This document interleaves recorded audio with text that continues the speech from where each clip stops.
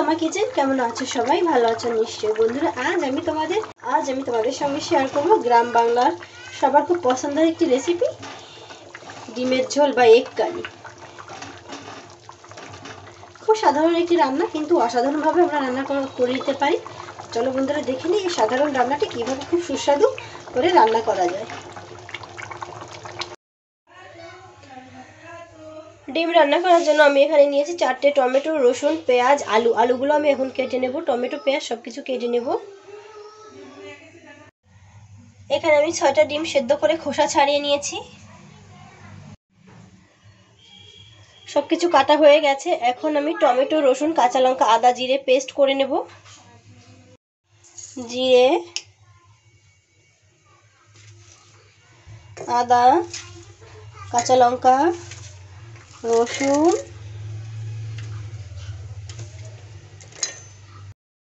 Tomato. আমি পেঁয়াজটা paste করব না, বাকি সব কিছু পেস্ট করে নেব।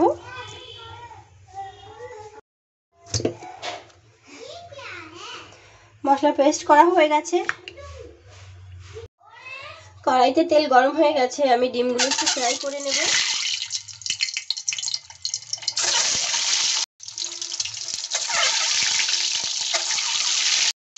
হালকা হলুদ দিয়ে আমি এগগুলো বা ডিমগুলো ফ্রাই করে নেব।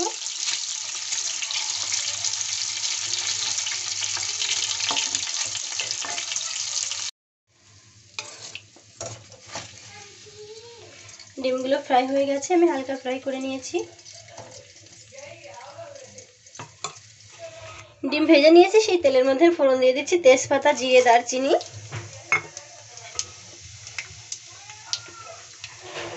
দিয়ে দিচ্ছি পেঁয়াজ কুচি।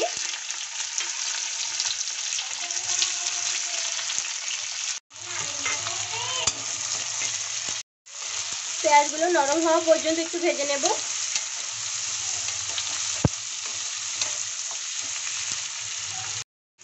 পেঁয়াজগুলো নরম হয়ে গেছে। এখন আমি দিয়ে দিচ্ছি বেটে রাখা মশলা।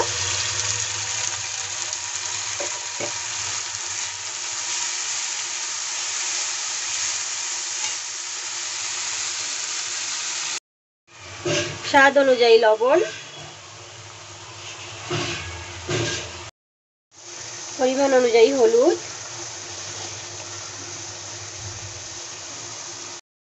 চিলি পাউডার, ধনিয়া পাউডার। সবগুলো মশলা দেওয়া হয়ে গেছে। এখন আমি ভালোভাবে ভেজে নেব।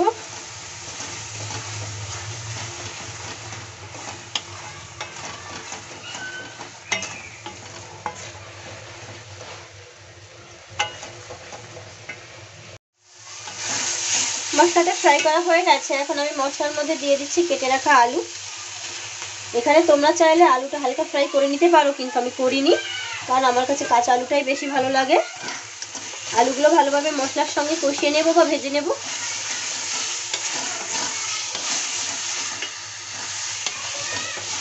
মশলাটা ভালোভাবে কষানো হলেই কিন্তু রান্নাটা বেশি সুস্বাদু হয়। তাই আমি আলু মশলা ভালোভাবে আবারও কষিয়ে নেব।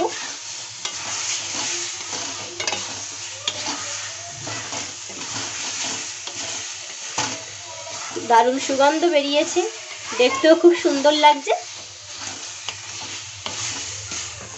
আলু মশলা কষানোর পর এখন আমি দিয়ে দেবো ভেজে রাখা ডিম। ডিমগুলো আমি একটু কষিয়ে নেব।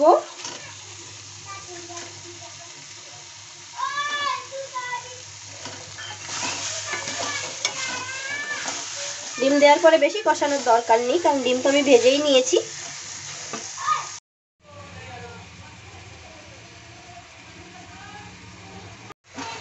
ডিম আলু মশলা ভালোভাবে আমি কষিয়ে নিয়েছি বন্ধুরা। এখন আমি দিয়ে দিচ্ছি পরিমাণ মতো জল।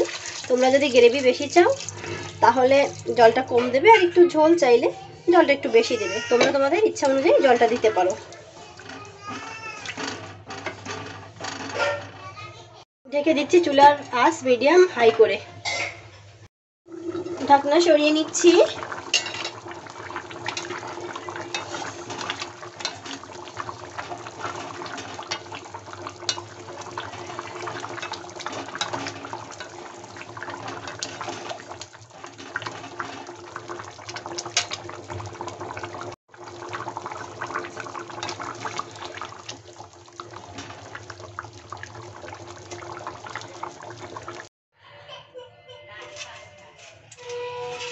এগ কারি বা এগ রেসিপিটা একদম তৈরি হয়ে গেছে। এখন আমি দিয়ে দিচ্ছি উপর থেকে ধনিয়া পাতা।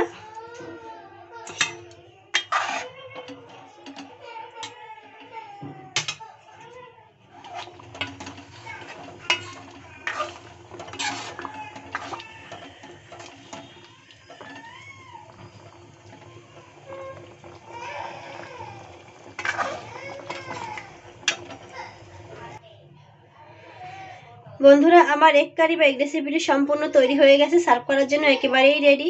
খুব সহজে ঘরে থাকা উপকরণ দিয়ে তোমরাও যে কোনো সময় ডিমের এই রেসিপিটি তৈরি করে নিতে পারো। আর বন্ধুরা, খুব সহজে তৈরি হয়ে যায় এমন মজার মজার রেসিপি পেতে আমার চ্যানেলটি সাবস্ক্রাইব করে আমার সাথে থেকো। আজ এ পর্যন্তই, সবাই খুব ভালো থেকো। Thank you so much for watch my video.